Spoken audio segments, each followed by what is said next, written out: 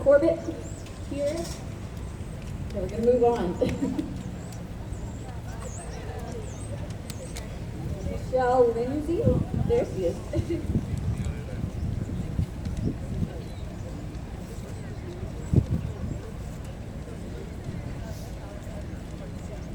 Big round of applause for Michelle Lindsay from PBC. First time on the truck. Yeah, I know, Morgan, you don't want me to get political, and I won't. However, I'm really upset that there is no one fighting for you in the House of Commons.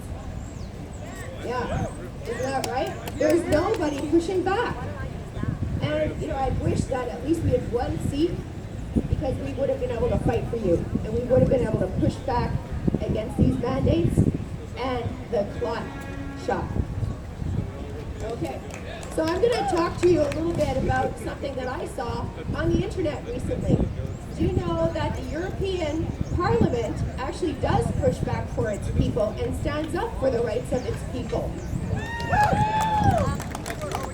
So I want to start today with a quote from a German member of the European Parliament, German MEP Christine Anderson. This speech was given in Europe this last week, but applies to Canada as well. So wherever she talks about Europe, I'm going to substitute Canada. I love my country. Oh, speak louder. Too tall here. Okay, I will speak much louder. Woo! Okay, so German MEP Christine Anderson, she gave this speech a couple of weeks ago, and it was pertaining to Europe, and she was pushing back along with 5 other members of the European Union Parliament. We need that in Canada. I'm going to quote her speech, but I'm going to substitute Canada, where she says Europe. All through Canada, governments have gone to great lengths to get people vaccinated. We were promised the vaccinations will be a game changer, and it will restore our freedom. Turns out, none of that was true. It does not render you immune. You can still contract the virus, and you can still be infectious. The only thing this vaccine did for sure was to spill billions and billions of dollars into the pockets of pharmaceutical companies. She says, I am against the jab and the vaccine passport. Unfortunately, they are being adopted nonetheless. And this just goes to show there is only a minority of politicians who truly stand for Canadians' values.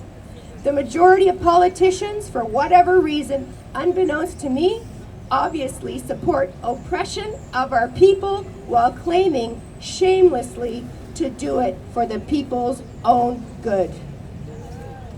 But it is not the goal that renders a system oppressive. It is always the methods by which the goal is pursued. Whenever a government claims to have the people's interest at heart, you need to think again. In the entire history of mankind, there has never been a political elite sincerely concerned about the well-being of regular people. What makes any of us think that it is different now? If the age of enlightenment has brought forth anything, then certainly this. Never take anything any government tells you at face value.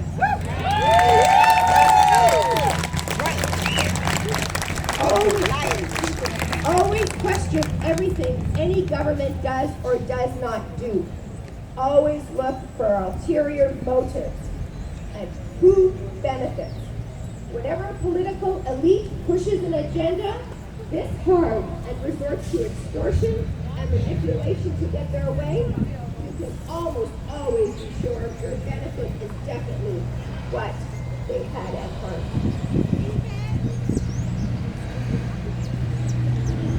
As far as I'm concerned, I will not be vaccinated with anything that has not been properly vetted and tested. And also, No sound scientific evidence that the benefits outweigh the disease itself and possible long-term side effects, which to this day we don't know anything about.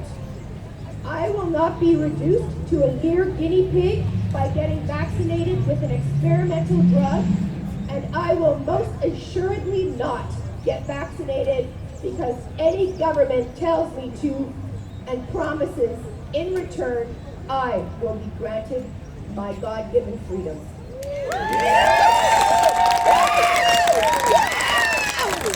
Let's be clear about one thing.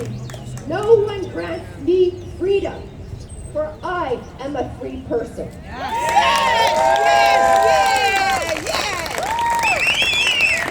So I dare the Nova Scotian and Canadian government throw me in jail, lock me up, and throw away the keys for all I care. But you will never be able to coerce me into being vaccinated if I, the free citizen that I am, choose not to be vaccinated. So,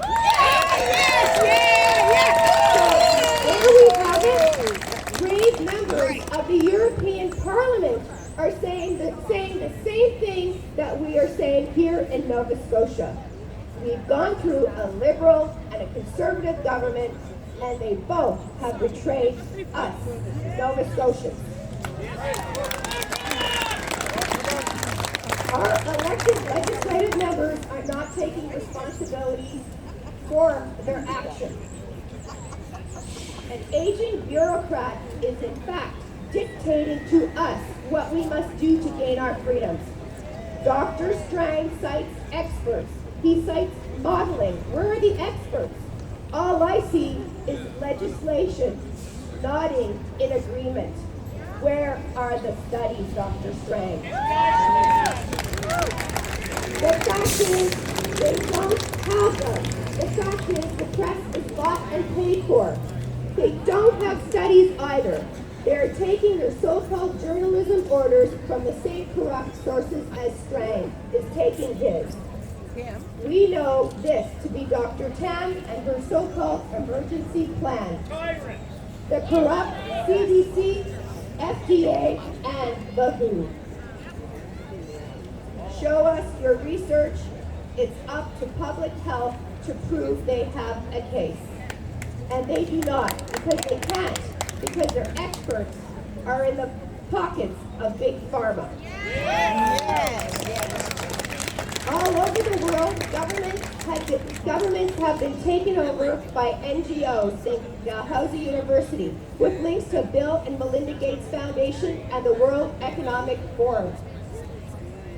To quote Winston Churchill, "Up with this, I shall not quit." Thank you.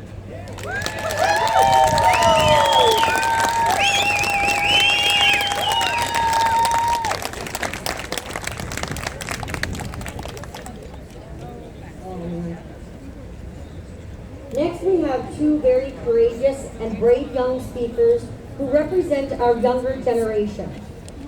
Who better to represent the younger generation